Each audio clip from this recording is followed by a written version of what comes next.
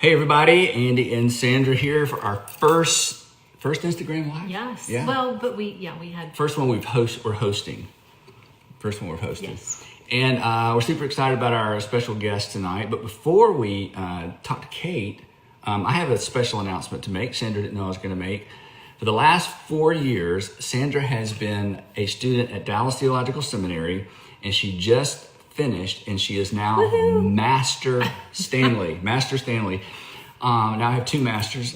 And unfortunately, like so many, they can only have one master. Like so many people graduating, there's no graduation, right? Right. So she doesn't get to walk, doesn't get to do the cap and gown. But I just want to say to all of those of you watching, I am so proud of her.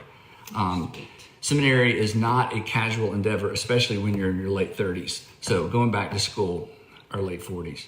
Anyway, when you or something. When you go back to school, I just can't imagine going back to school. So I'm so proud of her, and we're going to do a little celebration at some point. But Master Stanley, way to go! Yes, and it was fun. It was awesome. I learned so much. It was amazing. It was a great experience for me. Yeah. So it's never too late to go back and get your master's degree in theology, and it was a lot of fun because she had some of the same professors I had 100 years ago because they had recorded them. That's right. I don't know where they are today. Some of them are in heaven, perhaps. I don't know. Anyway. Speaking of seminary, we have a guest with us. Yes, that's going to be joining us. Yeah. So a little bit about Kate before she joins us. Hopefully, most of you. Oh, is she joining us? Come on, let's do it. Waiting for Kate. Anyway, is Kate on? Oh, there we go. There she is. Hi. Wait, did I just hear that you just graduated from seminary? Yes, I turned in all my last stuff about 2 weeks ago. Isn't that great? Okay, so you got something. You are doing a great work. Oh, Sandra Stanley. This was her mug series. Oh my gosh! So, what a brainiac you are! I'm so proud of you. That's amazing. It is amazing. It's so much work, so much writing, so many papers. She knows. She's done multiple post. And she made work. all A's. Didn't no, all A's? I made no. Not okay, quite. she made 1 B, but it was like a 92 average. Well, a B is anything under a 94. Yeah, but in Canada it's 80 to 90. So in Canada you'd be getting A+ this whole time. I officially give you a Canadian citizenship. Welcome. Thank you. I told her she should have gone to Canada. Yeah. You're welcome, either of you, in the zombie apocalypse that is our world, to stay in my parents' very tastefully appointed wood-paneled basement. So anytime, it is all yours. That's great. Okay, That's great. So for the 9 or 10 people who don't know who you are, well, this is what I want to do. And Sandra said this was okay, because this is the first time you and I have ever talked. Yeah. That's one thing everybody should know. We've texted, but my connection to you came through Sandra. So before we jump into content, I would love for the two of you to tell the story of how you met, because it sets you up for your story. So I don't know who wants to go first. And this is my first chance I get to see your gorgeous face, honestly, Sandra. It makes me very emotional. I'm really glad to see you again. I'm so glad to see you. So tell everybody how that happened. Yes. Oh, because if I start, I get to compliment you, which makes me want to go first, Sandra. Well, you first. You're a special guest. Okay, you go first. No. I just want to say that you are a better person than like anybody could possibly imagine, because you got a request from a like very, very sick anonymous person who was at a local cancer clinic who said, "Hey, I've got this unbelievably nerdy book about pastors' wives. Do you mind if I interview you?" And then I was like, "Oh, by the way, I'm at a cancer clinic." And then you showed up to like fill my hours, and you didn't just like show up. You brought me presents. You brought me like homemade bread. You brought me like all this you brought me like a gift basket. And at the time I met you, I was like hooked up to a like infusion center in a room of like always somebody coughing, always somebody like having the worst moment of their lives. And you walked in, and I felt unbelievably lucky. So, and it's like, it means a lot to me to like see your gorgeous face again, and to know that like you were there for me at a very, very tender point in my life. That's so sweet. It was such a joy and a pleasure. And I got this email, from you, and thought I stalked you, kind of, social media, internet stalked you, and thought this lady is legit. It was just a great opportunity. Other than the fact that she picks on megachurch pastors, I said, be really nice. Okay? Be really nice, okay? Oh, goodness. Be humble. Be humble. There's a memory I'll never forget, sitting there with you and chatting and getting to know each other a little bit. And so a precious memory for both of us. Yeah. So tell everybody why you were at a cancer clinic and catch us up on a little bit of the story. Yeah. Oh, sure. It was the best time of my life.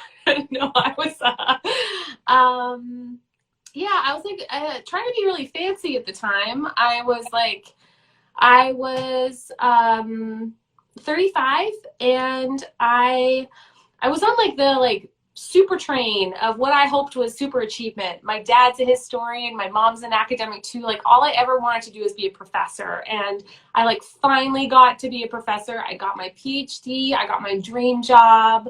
I finally had this little baby after years of infertility, and I just felt like I had kind of gotten somewhere sort of special, and I felt very lucky. And then, of course, as lucky people are, you forget that you're just lucky. And I had weird stomach pains over a summer, and I didn't know what the deal was. And so I went to a bunch of doctors, and I thought maybe it was my gallbladder. And the stomach pain continued. And so I said, no, I'm serious. You need to do a test. I'm figuring it was something small. And then I got a very surprising phone call at my office that said that I had stage 4 cancer, and that was it. And I was that was kind of it for what I imagined the rest of my life was going to be. That was a September, and they didn't think I would make it through June.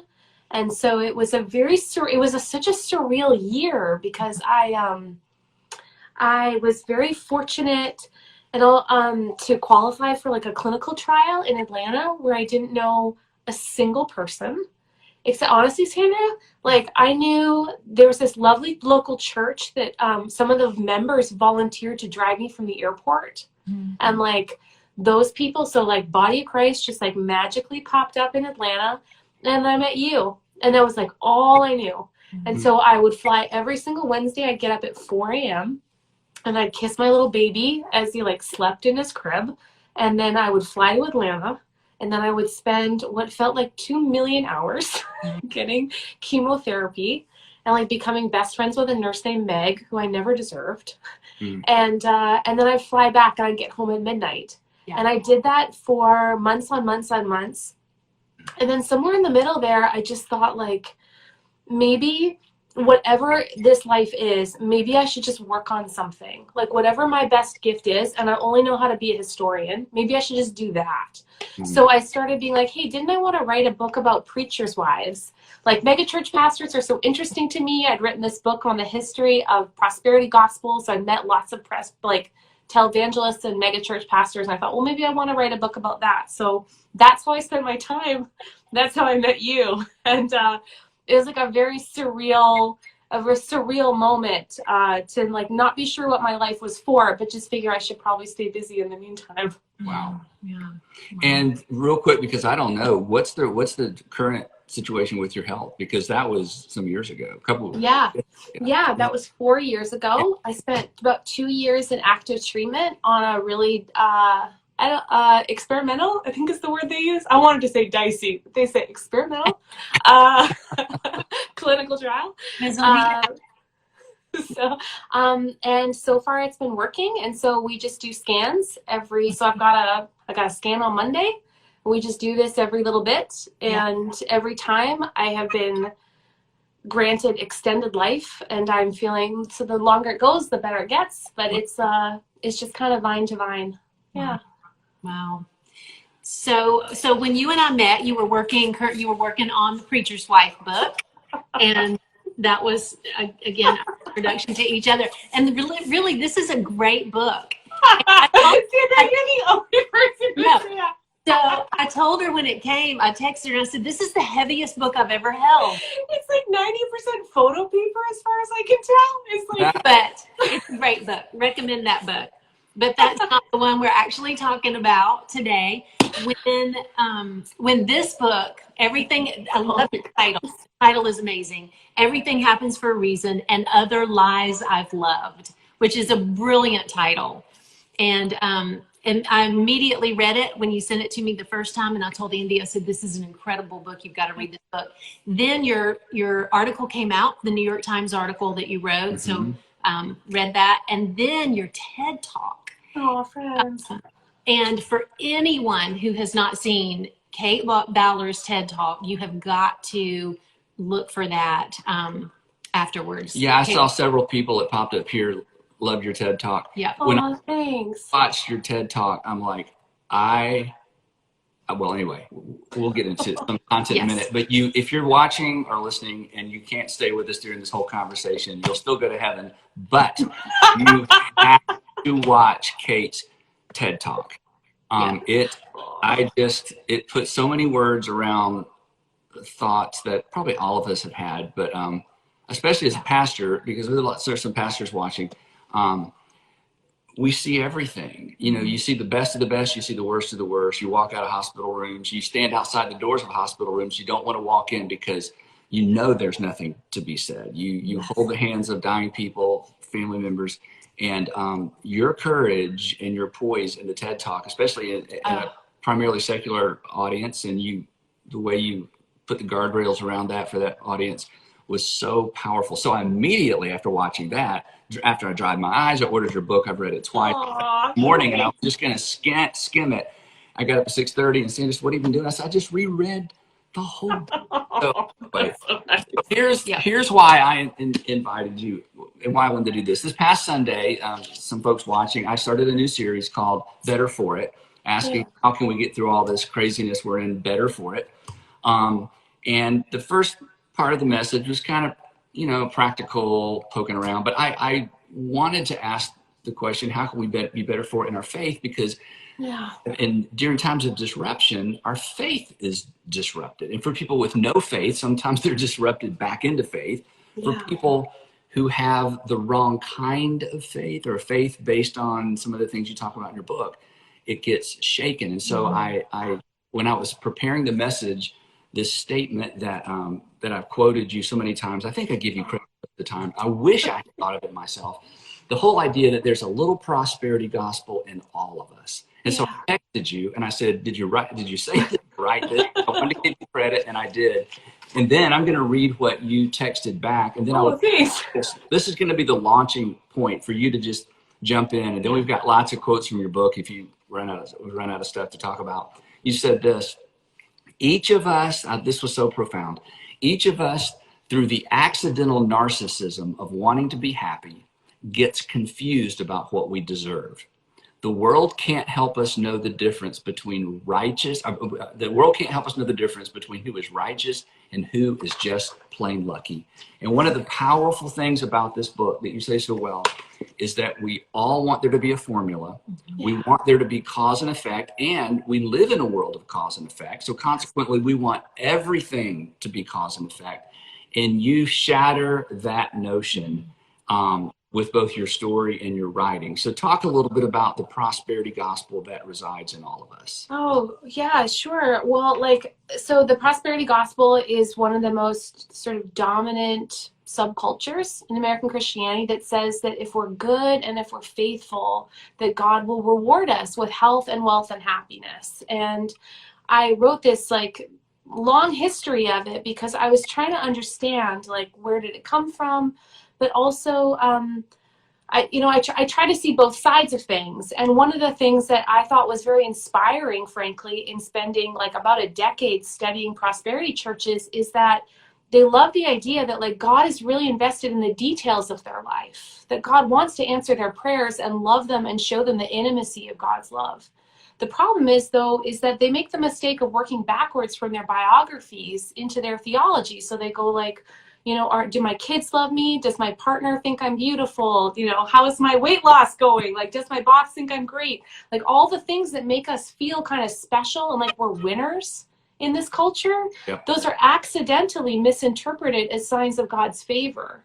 And so I mean, and I like to think I'm a very sophisticated person. I literally wrote a book on it. And like the second I got sick, I felt like such a loser, honestly. Like, I'm a good person. I try so hard. I'm a good mom. I'm a good friend. Like, so then why do I have stage 4 cancer? Like, why isn't God answering my prayers?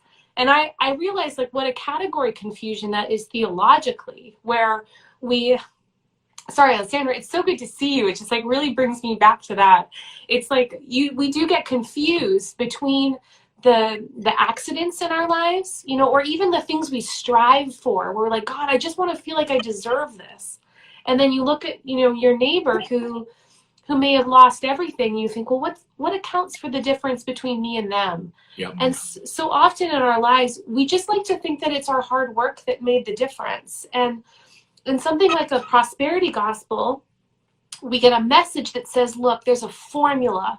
Christianity isn't just a faith, it's a formula.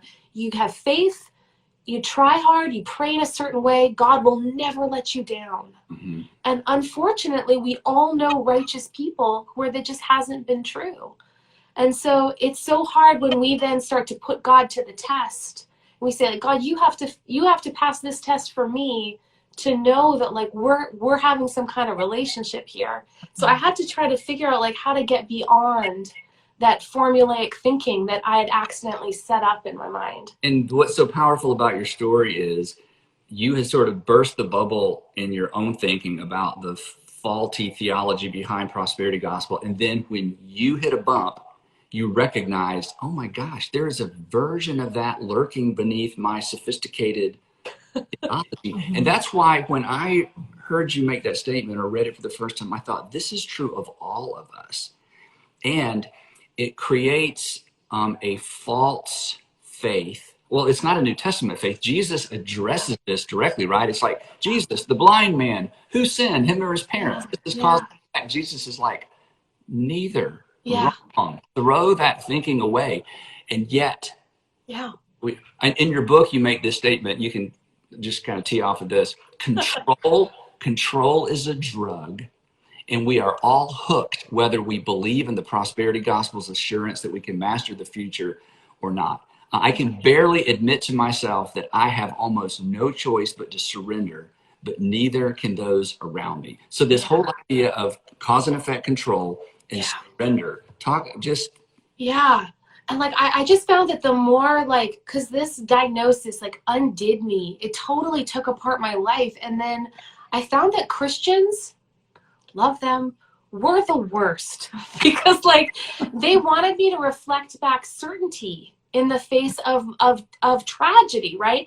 And so all of a sudden certainty to them looked like a lot of things. It looked like optimism. I think that's especially true for women. We're supposed to perform like cheerfulness and positivity that everything's going to work out. It looked like people would say, well, just have faith. And I always thought like, yes, but like, I have faith that God is God and that Jesus died for my sins and that there's a story of hope in which we are being pulled toward the consummation of time. But like, have faith to do what? Like, do I think that I'm supposed to magically be healed in order for God to still be God? I found that people were really frustrated with the ambiguity of my situation. It's almost like they didn't want to be close to me because they didn't want to watch God fail. And like that if I died, then maybe it said something. That is an enormous thought because, and this is the point, this is one of the reasons I wanted to have you on like I do this all the time. It's my first. This is why I wanted to risk my reputation with technology to try. Because the formula is so fragile. When it's not working for someone else, we are forced to turn away. And this is one of the things, and I don't want to get off on this, and I certainly don't want to talk about individuals. I don't do that.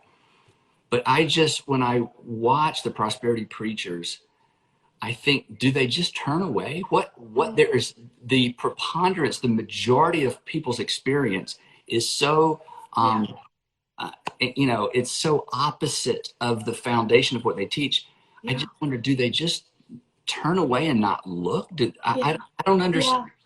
Yeah, I honestly, I spent a decade going to healing rallies, attending prosperity, rallies and services. And sometimes I think, like, I'm thinking of the long history of the prosperity gospel, from like Oral Roberts to Jim Baker to a million people I can think of right now. And I think honestly, sometimes they have a miracle in mind. Like, they saw something, they saw God act. And I think for people who are afraid to pray, like, a lot of people have genuinely seen a miracle that sort of opens up their imagination of what God can do.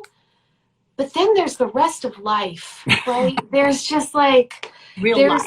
There's wanting to hold your mom's hand when she's fading, and it's holding your special needs child, and it's like watching people break your heart. Yeah. There's just life. And the problem with the prosperity gospel is it started to make me feel nuts. Like, it started to make me feel like life wasn't a chronic condition. Like, I should have figured out the escape route, and I just didn't yet. And like that, the problem with that, and the problem with like our American theologies then, is it forces our faith, our questions, our formulas to be played out on the backs of suffering people. So like, people didn't want to sit with me and my crap because they were too afraid that it would break down their theology. And like, guess what?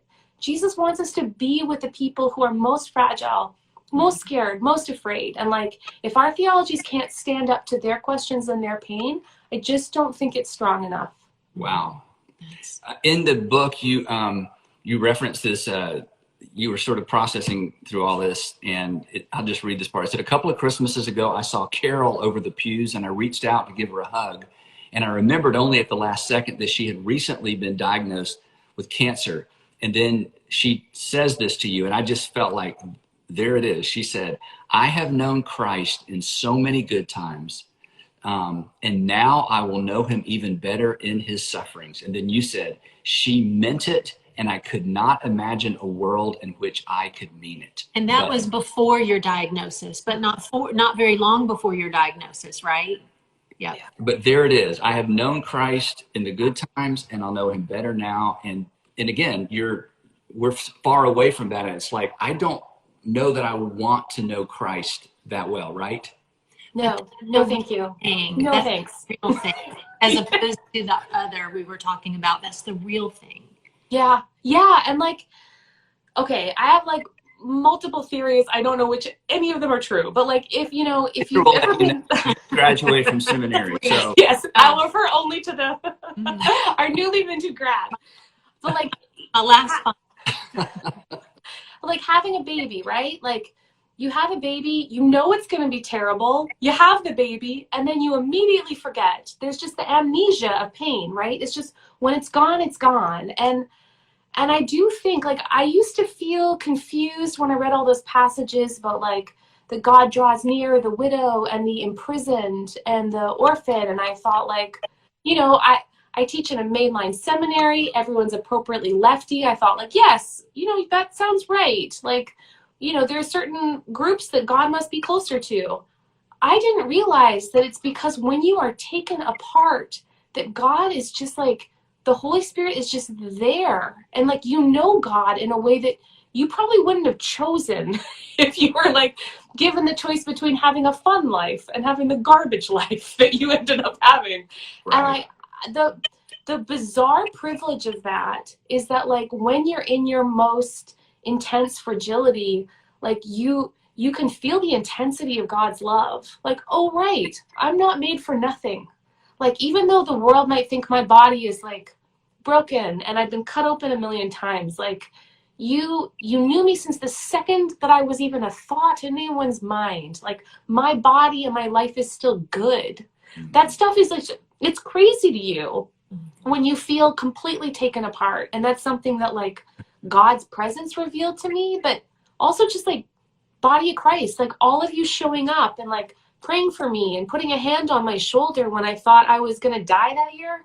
Like, that to me is the way we mirror back God's love, and we show us that we're not the sum of what our culture thinks we are, I don't want you to go too far down that road because we're going to circle back because there was a moment. We'll get to it in a minute. One more thing from your book. You said that Christians want me to reassure them that my cancer is all part of a plan. A few letters even suggest that God's plan was that I get cancer so I could help people by writing an article, to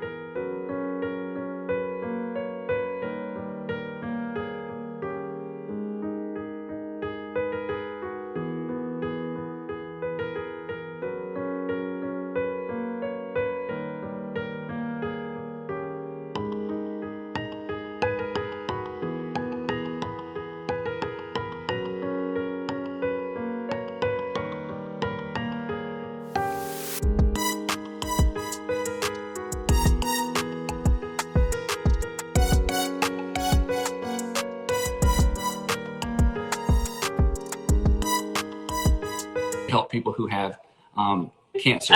If you inspire people dying, then the plan for your life was that you would become an example to others, and round and round and round it goes. Yeah. And we laugh at that, but there is something in me, and it's in you because you acknowledge it, that we want there to be a puzzle box top.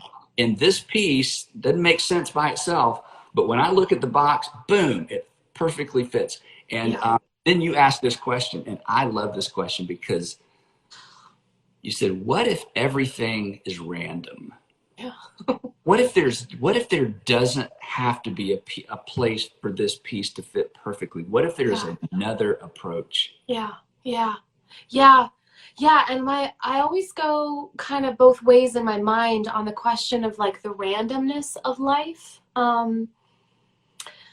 In part because I met so many people now where the idea that there was a plan for the good things and for their suffering was so deeply meaningful to them that I never ever wanted to take that away from people. Or they said, I was born with this and this, and or caretakers watching others that suffer, and they found such meaning in the suffering that they said, this was obviously God's plan. I have so much respect for the beauty and the truth that they found there. I've just found, though, that it was the people who were trying to teach me lessons in the framework of plans. And for this, I point lovingly at our Calvinistic brothers and sisters and all those who wrote notes to me to tell me that they knew God's plan for my life and I was suffering for a reason they could identify. And so I've kind of given up on lessons as a category because I know that like in the darkness that there is truth and there is beauty and there is God's presence, and that I've learned things that I wouldn't have learned if I hadn't gone through this. But it was completely different than like Gary from Indiana writing me a note to be like, I have carefully intuited the reason for your suffering and I'll list it here. Like, it's like they could look at my life losing my son and think that they were going to pronounce God's plan for me. That's like a cruelty. It's a special theological cruelty that I just hope that we can like give up on. Sorry, that's like a lot of intensity, but I have a lot of anger on the topic. Well, rightfully so. And at the end of your book, which we'll get to in a minute, you have a little sort of an appendix of here's some things to say that, to never, never, never say to someone who's going through something hard or difficult. We're going to go through that. And then, we'll go through that in a minute. And then some, hey, consider maybe saying or doing whatever. So rather than trying to pronounce, hey, I know the whole reason that you're going through this. Let me share with you. Yeah. And I get it. Like we want the lesson, we want the plan, but one, it doesn't rescue God from anything, frankly. Like God is still God. We actually have a long and rich Christian tradition that offers us multiple very compelling theories about how God acts in time. Feel free to reference those, but like don't take your local suffering person losing everything they thought was precious and just like force your certainty about the order of the universe on them. Because like I didn't gain 1 ounce of faith thinking that like God was somehow ordering the loss of my ability to be a wife and a mom. Yeah. So yeah, I'd skip that. Yeah. Okay, now this is my favorite part of the book, and you reference this in the TED Talk as well. So I just want to read a little bit of it, and then this was the part of the book where I wanted to get your phone number and say, okay, tell me more about this, because because everybody's listening so far who's not listened, not read the book, and they're listening. There's some people listening right now going, okay, this is like the most hopelessness version of Christianity. I don't even want that version of Christianity. God is sovereign. There is a plan. There's a purpose. Paul said, God works all things together for good for those who love him, who are called according to his purpose. And so this is kind of rattling some people's faith, and I hope it rattles off all the stuff that needs to fall off. But in your surrender, you experience something that Sandra and I have walked with people through dark times who experience this as well, but you put it in words. So I think, I don't want to say promise, but this is almost the promise in the pain, if we're willing to keep our hands open and not try to hold God to promises he never made. So let me just read, and then so powerful. Yeah. You said in those first few days after my diagnosis, when I was in the hospital, I couldn't see my son. I couldn't get out of bed. I couldn't say for certain that I would survive the year, but I felt as though I'd uncovered something like a secret about faith. Even in lucid moments, I found my feelings so difficult to explain. I kept saying the same thing. I don't want to go back. I don't want to go back. And at a time when I should have felt abandoned by God, I was not reduced to ashes. I felt like I was floating on the love and prayers of all those who hummed around me like worker bees, bringing me notes and flowers and warm socks and quilts embroidered with words of encouragement. They came in like priests and mirrored back to me the face of Jesus. Then one more part. And when they sat beside me, my hand in their hands, my own suffering began to feel like it had revealed to me the suffering of others, a world of those who, like me, are stumbling in the debris of dreams they thought they were entitled to and plans they didn't realize they had made. And then you said that feeling stayed with me for months. In fact, I grew so accustomed to it that I began to panic that maybe I would lose it. Talk a little bit about that moment and then the aftermath of that, because I think in those two paragraphs, you take us to the essence of what Paul talked about when he said he was going to share in the sufferings of Christ. And when you read those words in the New Testament, you think, good for you, not sure I want to know Jesus like that. And also Carol, your friend Carol went back to Canada. Same thing. She said and like I had known the love of God. I had known I had spent years being a professor in a seminary. Like I had known like the joy of knowledge of God, but like I had not known the bizarre, super weird, frankly, gift of the Holy Spirit, which is like, and we are like, this is a promise I believe in. I really do. I think we are promised the Comforter. And like we're just about to like turn from Easter to Pentecost, and like that's the moment where like Jesus says like, I swear to you, I promise you, you're not going to be alone. Like I will send my Spirit. And like that is a weird thing to say when you read it. We're like, well, what does that feel like? And like the thing is, it feels like love. It feels like you are given a gift that you can't even refuse, because like you didn't even know you picked it. And like if you're like me and you grew up in a tradition where you like make a saving decision for Jesus, like you feel like you pick God in some way. You're like, I'm gonna walk with you, I'm gonna enter into a relationship with you, like all the picking language. But when you're like, you can't even sit up, and like no part of your life is yours anymore, but like God chooses to somehow be with you in the midst of your like pain and sleeplessness and fear, that was the Holy Spirit. I have like never felt so loved in my whole life. Oh. And like, that's how I knew that like God is also a force outside of us. Sorry. That just like picks us. And like, especially when we're weak, when we don't get to have our like very sophisticated thoughts about what we would choose. And that was like such a gift, because it really insulated me from the worst parts of cancer. And it helped carry me through the harder moments of like just not being sure where my life was going to go. And it kind of carried me to a point where I was sort of able to like, in a way, walk on my own. But I have always thought like, man, God, like, what a weird and wonderful thing you do. And I pray for that little, like, I always think of it like a little magical hamster bubble of love, or just like, where you kind of like. And you acknowledge both in the TED Talk and in the book Right. that you were afraid, oh no, what happens if I lose this? And you actually talked to some people and they said, you know exactly what you're talking about and it will go away. Yeah, you're like, oh yeah, you're on your own. I mean, not on your own, but like, yeah. They said it'll go away. And I talked to like nuns I liked, and I'm in a wonderful seminary, so I got to sort of wander the hallways having theological feelings. And they were like, oh yeah, no, that'll go away.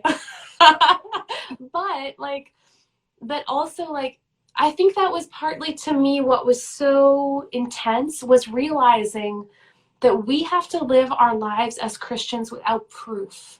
You know, it's not like we get to have a thing that we reference forever that's just like, oh, that's it. No, hey, like if you want to prove Christianity to somebody else, you're like, no, I got this pamphlet, but also this magical Holy Spirit experience.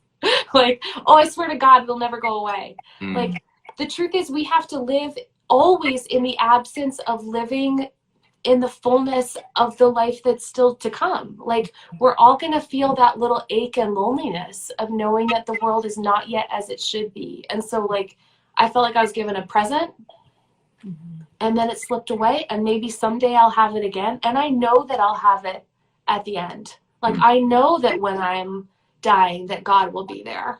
And like that's a weird and beautiful certainty that like, when I can't know that God is always there, God will make himself known to me.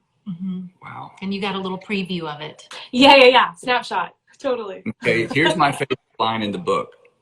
Chapter 8, first sentence in chapter 8. I have taken up cursing for Lent. I was worried you'd say that. Let me just read some more, because you're very funny. She is very funny. You read this.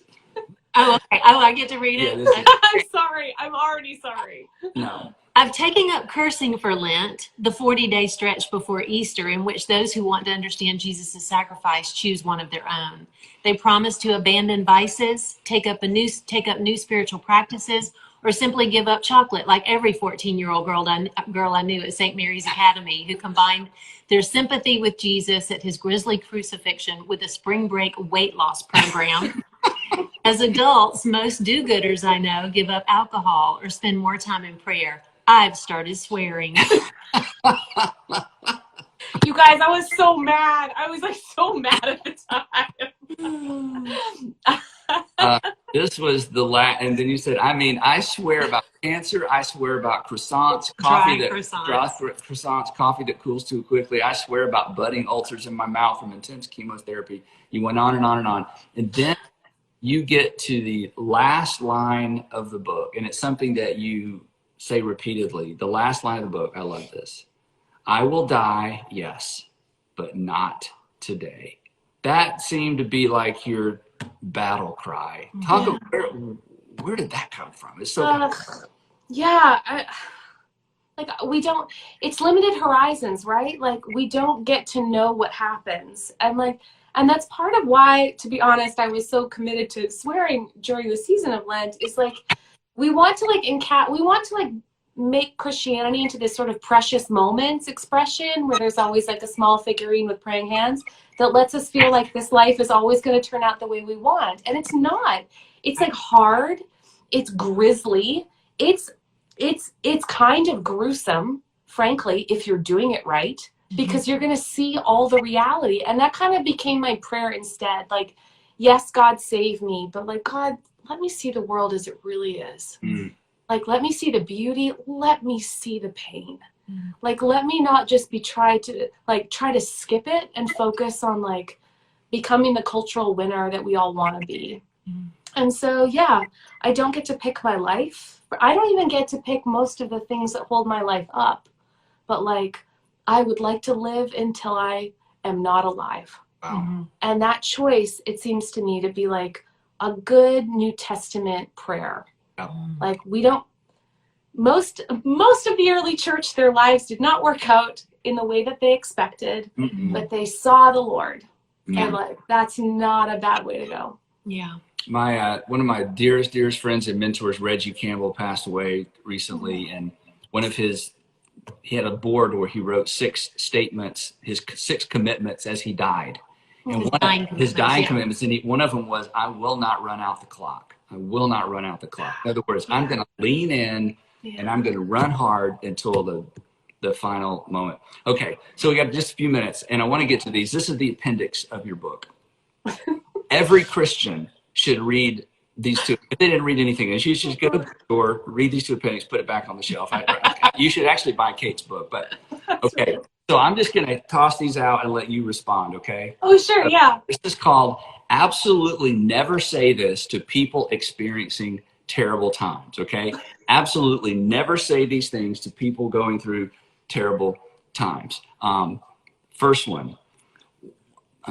Is these This 2 one. good? Yeah. No, just this one. Okay, yeah. Well, at least. Oh, yeah. Well, at least. Oh my gosh, I got this all the time. At least you're at a top-notch hospital. Oh, Yeah. At least you had a son. At least you've had a great marriage. At least it's colon cancer.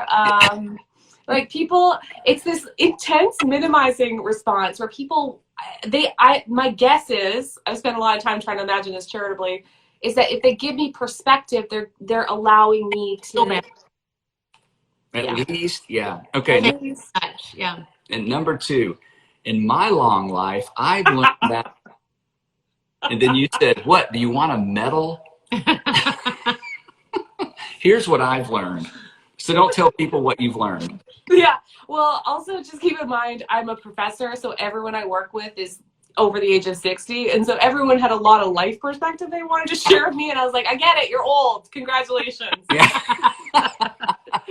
I get it. You're old. I'm trying to be. So yeah. Let me get there. Yeah. Okay. The third one is, it's going to get better. I promise. Oh yeah. No, sure. Totally. I mean, yes, it's very crystal ball assurances. Yeah. And like, you wrote under it, you said your response, well, fairy godmother, that's going to be a tough row to hoe when things go badly. yeah. Don't promise me things we both know you can't deliver. Yeah. And then number 4, well, God needed an angel. Oh yeah, God's like really, really, really convinced on rounding out that choir. God has a lot of impressive, and like, this is really hard for people who've lost children, miscarriages. This comes out a lot. The truth is, angels in Christian tradition are created beings, actually, not just people who die. So like, theologically, it's bananas. Yep. It's also just cruel. So we can just skip it for lots of reasons. That one. And then, of course, the title of your book, Everything Happens for a Reason. Yes, and they're just about to give me that reason. I can feel it. Yeah, you said the only thing worse than saying that is pretending that you know the reason. I've had hundreds of people tell me the reason for my cancer, because of my sin, because of my unfaithfulness, because God is fair, because God is unfair, because my aversion to Brussels sprouts. I mean, it just goes on and on. And then the last one, I've done some research and... Oh, yeah, yes. If anyone has a cousin selling essential oils, they've heard this at this moment. Yes. Yeah. We, for vitamins and concoctions to drink and all the stuff. And I get it. Like, everyone's always seen a documentary they very much want me to understand the contents of. But like, I guarantee you, someone who's suffering is up to their eyeballs in medical advice, and I'm guessing they probably don't need ours. Their tank is full. Tank is full. And then there is one more. Yeah, it says, when my aunt had cancer, The ants of the world are doing very poorly. I should report to you. They're doing very badly. None of them survived. Yeah. All right, then real quick, great advice. Yeah. And as a pastor, again, as I mentioned earlier, there's just nothing to say sometimes. Our presence is way more important than our words. The body of Christ. Yeah. So here's some things you do suggest. Number one, I'd love to bring you a meal this week. Can I email you about that? Love it. Practical. Love it. Yeah. Yeah. You are a beautiful person. Just some encouragement. You are, but well, I just like it when people said stuff to me.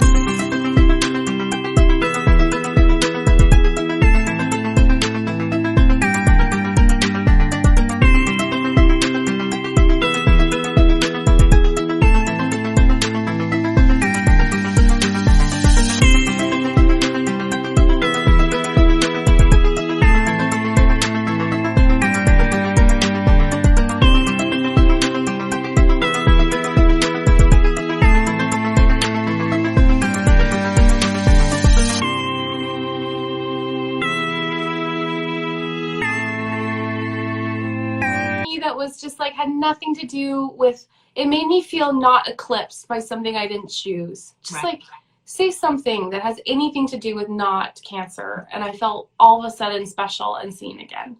Well, and let me interject. You are so amazing with words, and I have a card that I still have that you mailed to me that says, Sandra, you make the world a kinder place.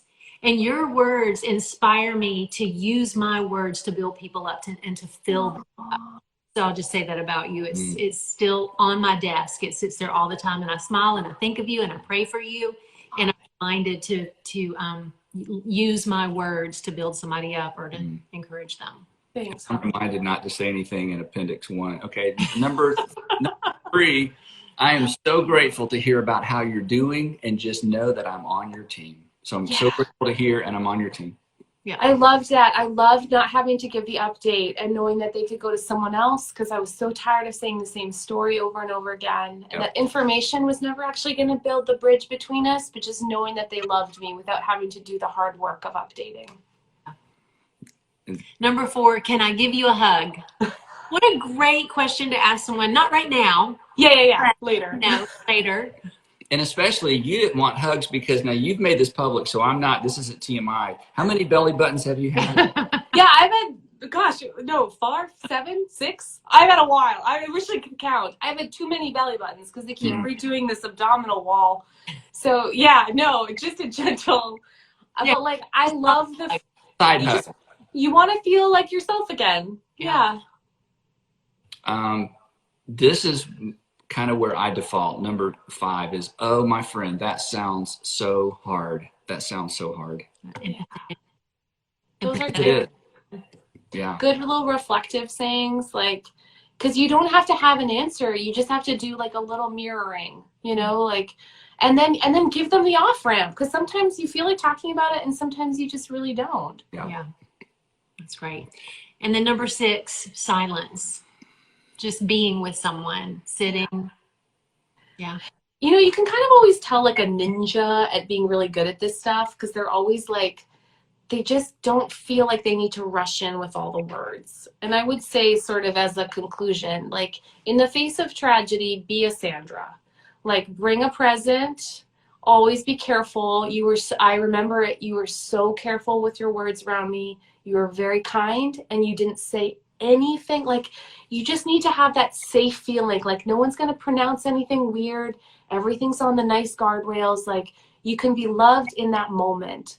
And like, that's what people do, is they can step into the weirdness in that moment, which was, I had an IV hooked to my vein. I was scared. I just needed a friend, and I needed something interesting to do.